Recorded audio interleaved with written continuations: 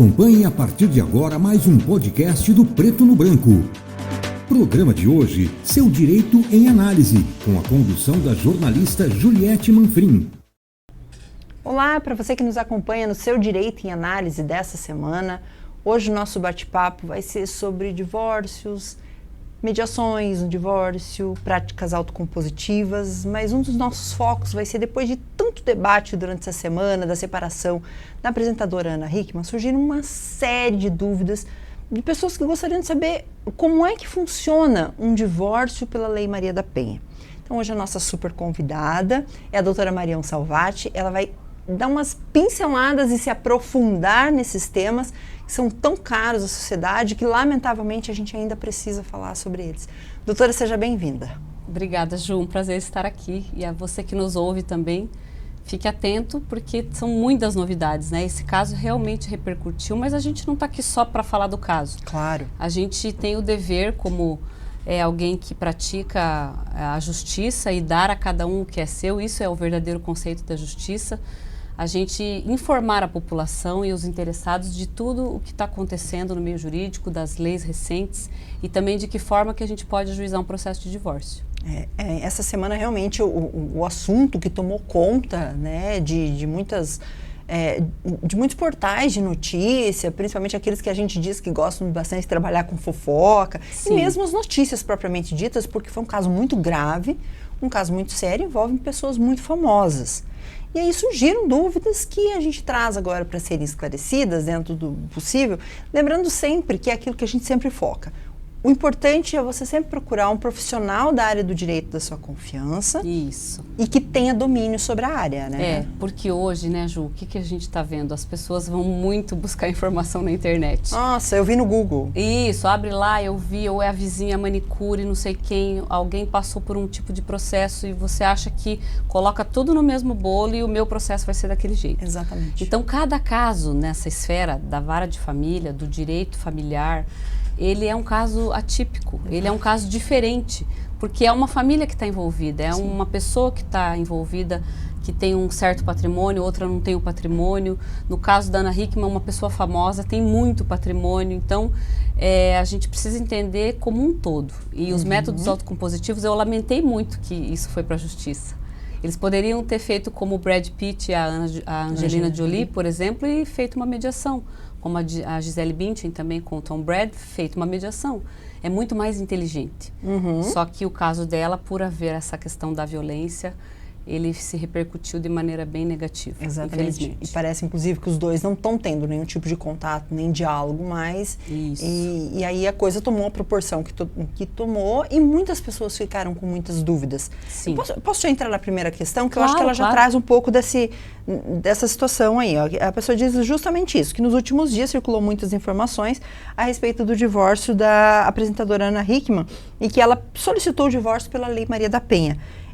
Essa pessoa gostaria de saber como que isso é possível e o que significa esse divórcio pela Lei Maria da Penha. Isso, nós temos várias formas, né, de ajuizar um processo de divórcio. Esse especificamente da Lei Maria da Penha, o advogado deve ter alegado o artigo 14, onde ele pede que um juízo comum, o mesmo juiz, determine situações, por exemplo, sobre a guarda, sobre o pensionamento dos alimentos, sobre a partilha dos bens também em algumas situações, mas a gente sabe que feito dentro desse contexto, certo, que houve a agressão ali psicológica, verbal, que é o caso dela. Eu até estava assistindo uma entrevista do ex-marido dela, que ele disse que não houve nunca uma agressão física. Então as pessoas também precisam entender que não é só agressão física. Existe a agressão psicológica, existe a agressão patrimonial, são uma série de crimes que estão todos dentro, né, da violência doméstica que a gente fala. Então, nesse caso, ajuizando pela Lei Maria da Penha, é o contexto que envolve uma violência, ambiente familiar. Então, eles ajuizaram ali, só que por que a medida foi indeferida? O divórcio foi indeferido por uma questão de competência. Esse juizado não se viu competente pela amplitude, ao que eu li. Nós não temos acesso ao processo, né? Ele corre em segredo de justiça, então só as partes envolvidas, os advogados, Nós não temos como aferir de maneira técnica se é isso mesmo que aconteceu, enquanto advogados. Mas quando você ajuiza nesse contexto, no caso deles, o que eu li foi que é um volume muito grande de patrimônio, de também dívidas, eles têm empresas juntos, pensa, né, somando ali o que eles têm. Então, é uma alta complexidade para o julgador. Isso não vai ser analisado num juizado de violência doméstica, que já foi criado com esse escopo de acelerar. São coisas que a mulher está sofrendo ali, o juiz mesmo daquele juizado já determina um valor de pensão, já fixa como que esse pai vai conviver com esse filho, são coisas mais rápidas para acontecer. Uma partilha de bens dentro de um processo de divórcio é a coisa mais complexa que existe, porque ela envolve o dinheiro. Sim. E as pessoas estão sempre com o problema envolvido com o dinheiro. Até os homens às vezes violentam as mulheres também por causa do dinheiro. Então, a gente vê muito isso comum entre os famosos, né? O dinheiro, ele é sempre um condutor, às vezes, para essa violência, por causa do poder. E nesse caso, então, pelo que eu entendi, o processo, ele foi declinado à competência, essa juíza mandou para a vara comum e vai ser processado numa vara de família comum. Então, as pessoas, veja que a gente tem que entender o contexto. Foi numa situação de violência, mas nada impede também que essa pessoa entre com o processo normal do divórcio na vara de família, que é o que a gente mais pratica, e na esfera criminal, no juizado, ela vai ingressar com uma medida protetiva ou com outro processo, que daí vai ter às vezes uma denúncia de lesão corporal, a gente não sabe, né? Pode acontecer mil coisas.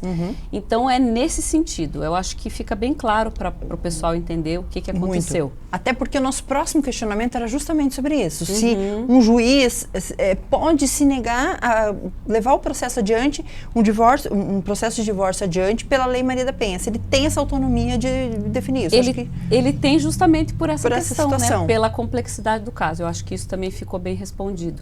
Porque não tem como, né, você continuar ali, são muitas provas a produzir, o processo demora anos, e eu vou dar um exemplo muito claro. As pessoas, na popularidade que a gente chama do direito, o direito popular, que todo mundo fala no cotidiano, o antigo juizado de pequenas causas, esse era o termo usado, pequenas causas. Hoje a gente chama juizado especial, cível e criminal. Esse juizado, ele foi criado em 99, com a Lei 9.099, de 95, desculpa. A Lei 9.099, ele foi criado justamente para acelerar mais. São causas de pequeno valor, menor complexidade. Por isso que os juizados são criados, para que essas causas maiores fiquem nas varas comuns, tenham um procedimento ordinário, onde ele vai ser intentado, onde ele vai ser processado e julgado, vai demorar mais lá na vara comum, e o juizado é uma coisa mais célere. E também não tem as custas para que todos tenham acesso. Claro. Então, é essa equiparação que eu faço ao juizado especial criminal e ao juizado especial cível. O juizado especial de violência doméstica, ele é criado também com esse fundamento de acelerar, porque são muitos pedidos, muitas demandas, e a vara comum criminal não estava mais dando conta disso. Então, o judiciário, ele também tem que se reinventar. Claro. Agora, Exatamente. quando formos falar dos métodos autocompositivos, sabemos que existe a possibilidade de evitar tudo isso, né, Ju?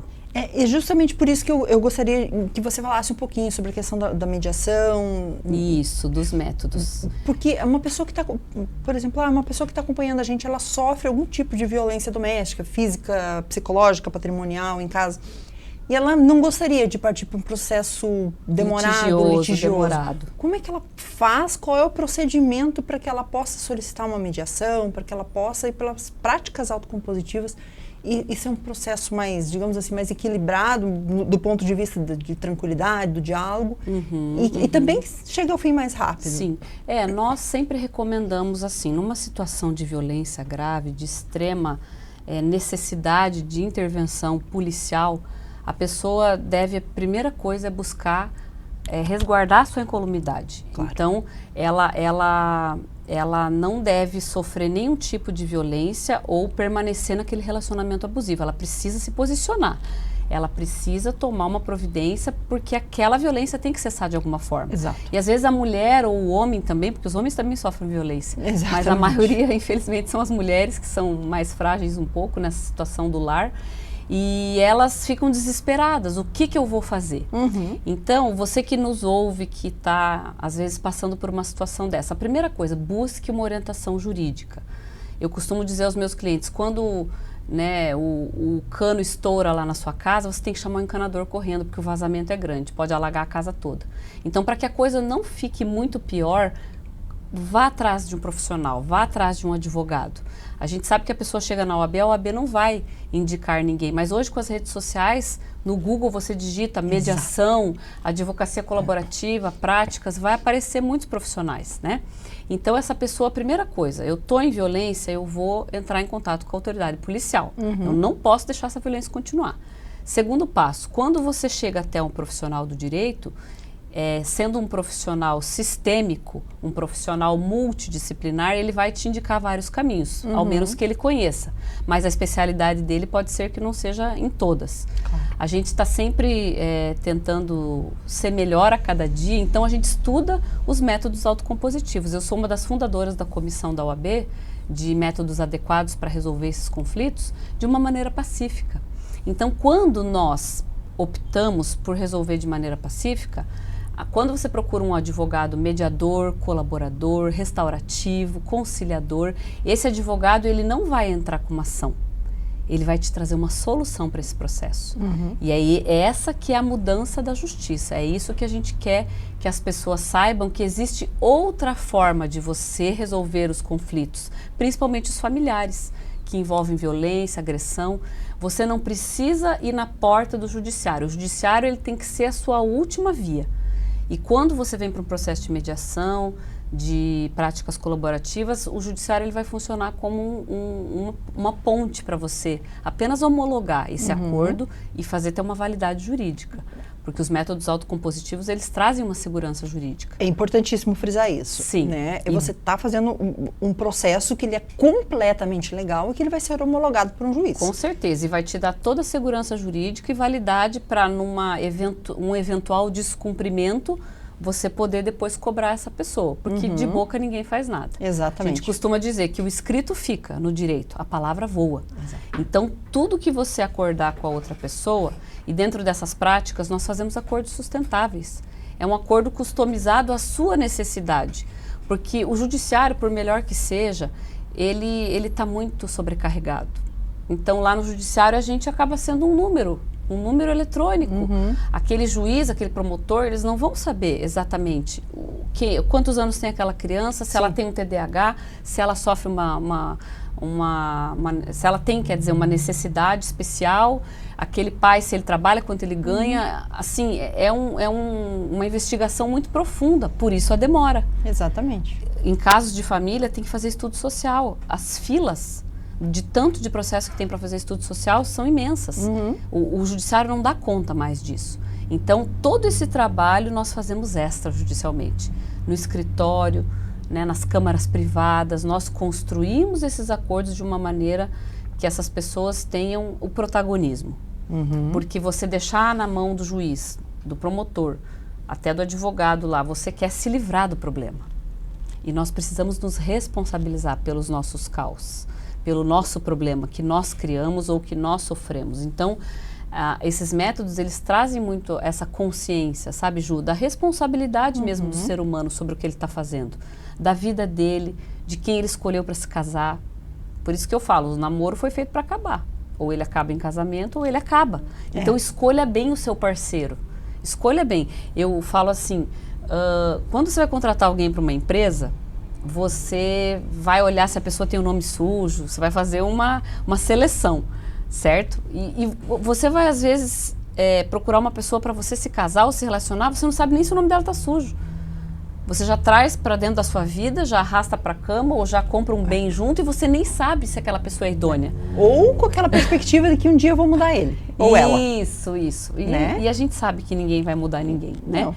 Então, voltando assim, são vários os métodos que a gente tem. A gente tem a mediação hoje em dia.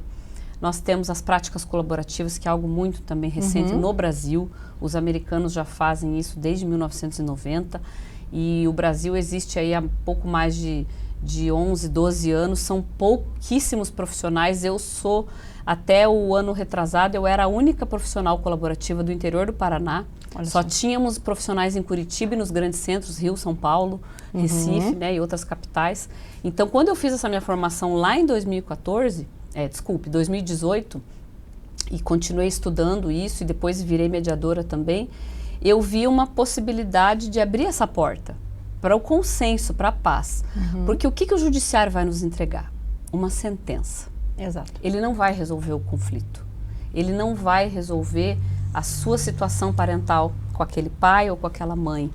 Que eles precisam estar falando sobre filhos. As pessoas costumam dizer, eu não quero mais conversar com ele, eu não quero mais nem ver na frente. Se eu pudesse, o que eu mais ouço no escritório, se eu pudesse, eu nunca mais pediria pensão, não queria nada dele. Mas você tem que entender que esse direito não é seu, é do seu filho. E não existe esse filho, né? Não tem esse filho, tem o ex-marido, a ex-mulher, exatamente. Então, assim, é preciso que você tenha um esforço para buscar esses métodos também. Agora, é voluntário, a pessoa também tem que querer. Quem está intentando e quem também está do outro lado. Claro. Então, esse é o trabalho do mediador, ele vai pegar na mão dos dois e falar, pessoal, temos esse caminho, vamos juntos? O mediador, ele é imparcial. Ele exerce uma escuta ativa e o advogado colaborativo também. A escuta ativa, o sigilo, a imparcialidade, essa coisa do acolhimento. Para que ninguém saia de lá achando que foi preterido, né? Às vezes ele foi preterido ou foi prejudicado ou você deu mais ouvidos para o que aquela pessoa queria dizer e não a mim. Então, é uma coisa neutra. Sim. Eu preciso ser neutro num processo desse, né? Deixa eu dar uma pausinha. Fica à vontade. Inclusive, eu já queria engatar isso numa próxima pergunta que a gente tem aqui, porque a pessoa, ela questiona justamente o seguinte, ela gostaria de saber qual é o tipo de divórcio mais indicado para ela. Bom, no seu ponto de vista, o mais indicado é aquele que passa pela mediação. Isso, não tem nem o que dizer, né? Porque a mediação, ela vai trazer essa pacificação. O mediador, ele é um facilitador do diálogo. Então, se ela rompeu a comunicação com esse cônjuge, vem alguém para fazer essa ponte. Olha, vamos conversar. Porque a maioria dos casos que acontece, quando você chega para um divórcio, você já não está nem conversando quase com a pessoa. Isso é muito claro, né? Ninguém se divorcia porque, nossa, a gente está super legal. Isso, não, o nosso casamento está ótimo, a gente viaja todo ano. Mas a gente vai se divorciar. Exatamente. Então, esse diálogo foi rompido. É preciso alguém para restabelecer essa comunicação. Então, entra a figura do mediador, do advogado colaborativo, que também é um processo um pouquinho diferente, que a gente pode explicar numa outra oportunidade, porque é muito complexo também para você entender tudo numa pequena explicação. E aí você restabelece esse diálogo. Quando você restabelece, você começa a ouvir o que a outra parte tem para dizer. E quando você dá um lugar para escutar o outro e se calar, a parte mais importante do diálogo não é de quem fala, é de quem ouve. Nós precisamos ouvir as pessoas. Nós precisamos ouvir, porque o casamento, para ele acabar, ou uma união estável, é porque faltou diálogo. As pessoas não se ouviram e não se comunicaram durante o casamento.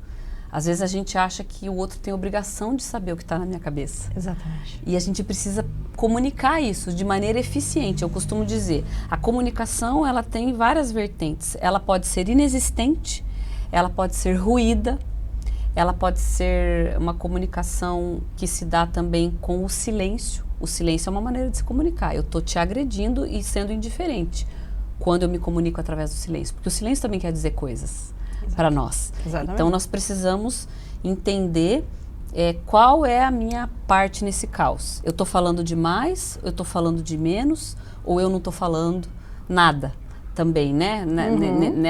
Nessa busca por fazer essa relação dar certo. Porque casamento, união estável, é o tempo todo uma doação. O tempo todo. Né? É o amor, abdicar de si próprio, o amor, isso são conceitos até, né, bíblicos e espirituais, que a gente sabe que todas as religiões trazem esse ângulo do amor para essa relação, porque se não tiver amor, não há nada. Nada. Né? O apóstolo já dizia, o amor é o dom maior. Tem a fé, a esperança e o amor. O amor sempre vai ser o dom maior. E o exercício desse amor vai evitar a dor. E o mediador é o que media a dor do outro. Então nós precisamos estar com isso muito trazer para nossa consciência o que eu estou fazendo nessa relação. Então eu vou para a mediação, eu vou para a prática colaborativa, eu vou para a conciliação. Então procure um profissional da área. Se você é uma pessoa que quer pacificar a sua relação, não procure um profissional que vai entrar com uma ação. Eu tenho uma fala muito grande que eu coloco nos textos que eu publico, que é mais soluções consensuais, menos ações judiciais, porque entrar com uma ação é muito fácil. Qualquer advogado entra. Aqui em Cascavel nós somos em mais de 3.000. Qualquer advogado da área de família entra com uma ação, essa é a parte mais fácil. Agora, você mediar esse conflito, você ouvir essas pessoas, é a parte mais densa de tudo isso. Então, essa pessoa procure profissionais da área. Procure profissionais que têm interesse, que a tua relação parental depois com o teu ex-cônjuge, ela vai ser uma relação pacífica, porque vocês têm filhos na maioria das vezes. E você vai ter que conversar com aquela pessoa para o resto da tua vida, até que o teu filho esteja vivo. E às vezes até que ele morra, você vai ter que conversar para falar do inventário. Exatamente. Então veja que é um vínculo que não se dissolve. O casamento, sim, é um vínculo que se dissolve pela lei. Agora, a parentalidade, a filiação não se dissolve. Nem com a morte, às vezes, Exatamente. Né? Você vai compartilhar uma dor e, às vezes, um processo de inventário também, a depender da idade da pessoa, tudo isso, não é? Exatamente. Lamentavelmente, a gente sabe que nem tudo acaba sendo resolvido no processo de mediação, de conciliação, né? Sim. E a gente recebeu uma dúvida aqui de uma internauta, doutora, que ela diz o seguinte, que a irmã dela, ela só vive numa união estável, não é só, né? Sim. Ela é vítima de uma violência e ela gostaria de saber se a irmã dela pode solicitar uma separação pela Lei Maria da Penha, não sendo casada legalmente. Pode também, pode, porque a união estável e o casamento, eles são equiparados por lei. Né? Nós temos aí essa facilidade que a lei trouxe também, mas eu sempre procuro dizer, regulamente o seu estado civil. Se você tem uma união estável, formalize isso. Procure um advogado que faça um contrato para você de união estável, depois você leva a registro, ou vá no cartório acompanhado de um advogado que vai colocar para você ali todas as cláusulas e você torna isso um documento público. Formalize o seu estado civil. E se você está separado, você formalize também. Se você, a gente chama de companheiro, aquele que vive união estável é o companheiro do outro. O casado é o cônjuge. Então, o casamento no civil traz várias obrigações, porque ele é um contrato. E a união estável também. Mesmo que essa pessoa não tenha um contrato formal ou que ela tenha só uma união informal, ela, sendo vítima da violência doméstica, ela pode procurar o juizado, sim, não tendo condições. Eu acho que é uma pergunta também que o pessoal faz. Como que eu faço se eu não posso pagar um advogado? Exatamente, nosso próximo questionamento é justamente isso. Olha que legal. Se ela não pode pagar o advogado, ela vai se beneficiar pela Defensoria Pública, mas ela tem uma triagem para ser feita, eles vão avaliar quanto que ela ganha, as condições dela. Então, na Defensoria Pública, essa pessoa, voltando, tendo ou não contrato de união estável, está sofrendo violência doméstica, homem ou mulher, ela vai poder se valer da Defensoria Pública, que é, né, um órgão do governo estadual, nesses casos, e ela vai poder ter o auxílio do defensor. Ou também nós temos as faculdades privadas em Cascavel, que é a nossa cidade aqui, que tem os núcleos. Esses núcleos, eles também dão assistência judiciária. E eu sei que algumas têm até essa parte da mediação, do próprio Sejus, que núcleos já, né, individualizados. O Sejus, que é o Centro Judiciário de Conciliação também da nossa cidade. A pessoa não vai chegar lá direto, ela também precisa de um advogado, porque isso dá segurança jurídica para ela. Certeza. E temos várias formas, né, de entrar com os processos, mas sempre a pacificação, escolhendo esses métodos, ele é muito mais rápido, ele é muito menos doloroso, porque você trata também essa parte emocional quando você dá voz para essas pessoas conversarem e você dialoga. Você precisa trazer esse processo para o diálogo, porque depois a relação parental ela não vai ser saudável. Exatamente. Né? Eles vão ficar naquele pé de guerra, porque pensa bem, você saber que você está sendo processado pelo outro. Exatamente. Isso já gera em você uma celeuma diária. Com certeza. Todos os dias você está acordando e pensando naquele processo. Exatamente. E daí tem audiência, e daí o advogado fala uma coisa. E daí tem o Ministério Público que vai lá e dá o parecer. E isso e aquilo, você não tem paz. Você fica com aquilo ali na tua vida arrastando por anos. Exatamente. E é isso que a gente quer evitar, né? Exatamente. Inclusive, mais uma vez, né, a gente sabe que nem tudo consegue ser resolvido. Isso. Né, num processo, numa questão de mediação, numa sessão ou em várias sessões de mediação, não precisa ser necessariamente são uma. várias normalmente. Porque uma das nossas internautas, ela pergunta justamente sobre isso. Como é que ela faz para provar, por exemplo, uma violência psicológica? E como é que ela faz para que isso conste lá nos autos? Que ela coloque isso lá no processo? Então fazendo agora o inverso. Se ela precisar ajuizar isso mesmo, uma medida protetiva, por exemplo. Então, hoje a gente sabe que com a vinda, né, da internet, da inteligência artificial, dos dados das pessoas, aplicativos de celular, WhatsApp, hoje está muito fácil você produzir uma prova. Exatamente. Mas as provas também, elas estão muito frágeis, porque tudo pode ser manipulado no meio, né, na mídia. Tudo você pode manipular. Outro dia eu estava assistindo um júri que o advogado comprovou que foram fabricadas as conversas de WhatsApp. Hoje é totalmente possível, gente. Olha os hackers, tudo que eles fazem. Exatamente. Então, você manipular hoje uma mídia, e nós temos aí a LGPD também, que veio com muita força e agora está muito mais em evidência. As pessoas estão conhecendo mais o conteúdo da LGPD, que é a Lei Geral de Proteção de Dados. Esses dados, eles, né, sendo manipulados, eles prejudicam também essa vítima ou esse agressor. Então, ela vai trazer para esse processo, principalmente em caso de violência, a palavra dela. A gente sabe que é bem uníssono na jurisprudência, que a palavra da vítima, ela vai ter muito mais peso do que uma prova, às vezes testemunhal, do que uma prova de mídia, uma conversa de WhatsApp, um print, uma gravação. Então, é a palavra dela. E no momento que ela vai intentar aquela medida protetiva, a delegada da mulher, por exemplo, que está lá fazendo essa abordagem e tomando esse depoimento, ela também vai ver a expressão corporal daquela vítima. Como que ela está. E eu vou falar de mim mesma. Eu já fui vítima de violência doméstica, eu sou divorciada há 5 anos, fiz o meu próprio divórcio. Vocês acham às vezes que acontece só com as outras pessoas. Mas não, acontece conosco também. Somos todos humanos e passíveis de todas as situações. Então, no meu processo de divórcio, aconteceu uns fatos que eu sofri muita violência psicológica. Injúrias, difamações no meio do processo, ou coisas que eram faladas para o meu filho. Hoje está tudo bem, tá, gente? Mas eu preciso mostrar isso para vocês também. Então, eu cheguei naquele momento na delegacia sozinha. Eu estava em prantos, eu estava desesperada. Eu mesma, não é alguém que me contou, é uma queimadura de 3º grau que eu mesma sofri.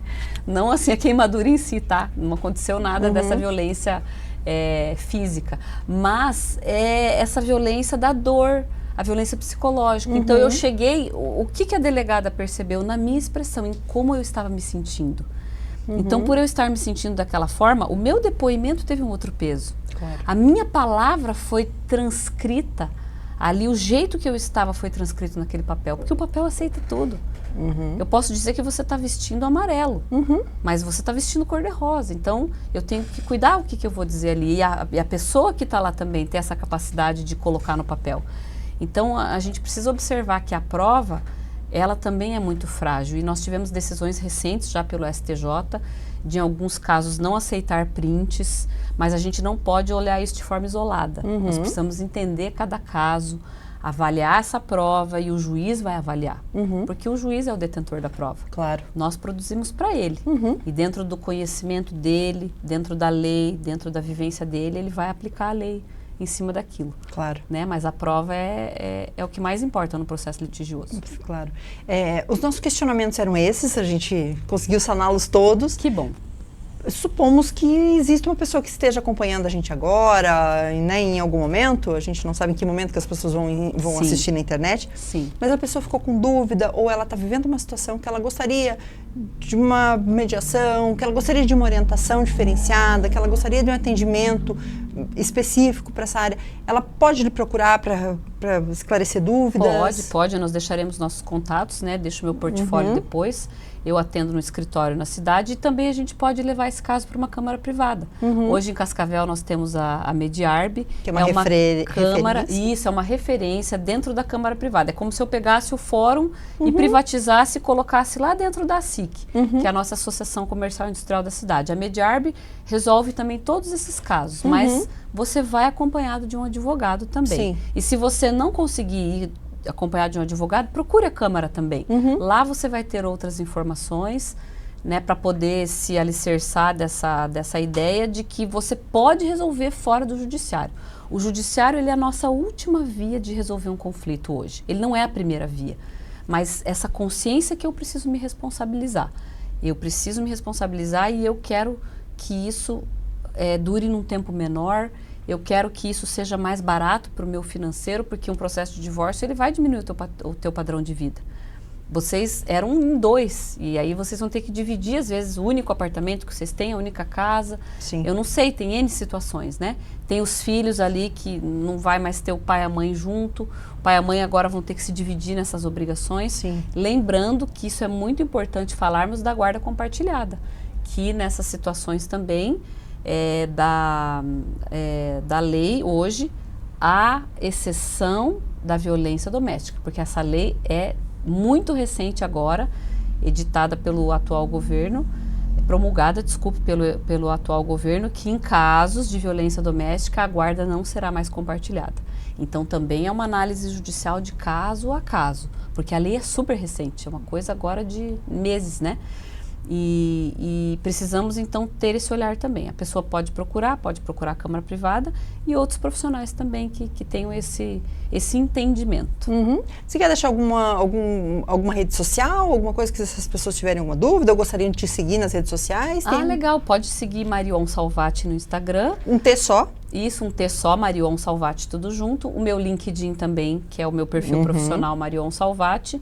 Eu já fui professora universitária, sou advogada colaborativa. Também tenho as parcerias lá com a Mediarb. Podem procurar também a Mediarb dentro da ASIC, aqui de Cascavel. E também alguma dúvida, vocês podem procurar a OAB, eles podem também estar tirando algumas dúvidas, mas como a gente falou, a OAB pela ética não indica profissionais. Sim. Mas hoje com as redes, né, nós estamos aí e eu trabalho também no escritório Parzanello.